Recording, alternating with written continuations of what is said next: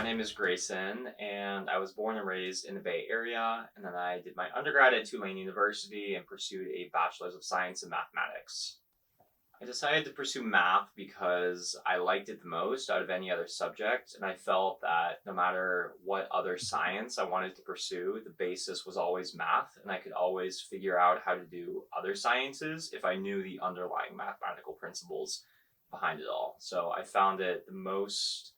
interesting and useful to me. I decided to pursue graduate school because I wanted self betterment for myself to learn more and advance my own knowledge, as well as make a larger contribution in the workforce and with whatever endeavors that I was going to pursue in the future. I decided to come to the UC Berkeley Stats Master's program because of its focus on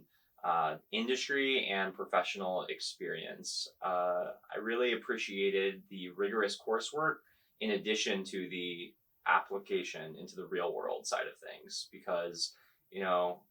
often with math degrees, it can be a little bit academic, and I really appreciated the ability to use my knowledge practically in the real world. I would say the most enjoyable part about the master's program was getting to know my fellow cohort members and learning from them, not just as students and what they know, but as people and their own lived experiences, and just kind of building a community around a shared love of statistics. I would say my favorite part about being a graduate student instructor has really been just interacting with the students and trying to make it interesting to them because math is historically a subject that people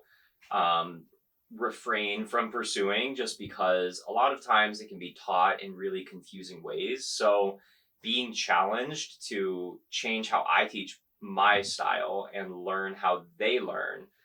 has been my favorite part just because I grow as a result of it and I watch them learn and actually change and understand the concepts. So it's not just that they are learning from me, I'm learning from them, and it's a cycle that pretty much improves everybody. With this master's, I'm going on to pursue a career as a senior quantitative analyst within the energy sector. I'm going to be doing predictive and causal analytics for utility companies in order to help them understand their own energy consumption and what they'll need for the future. If I had one tip for incoming students, it would be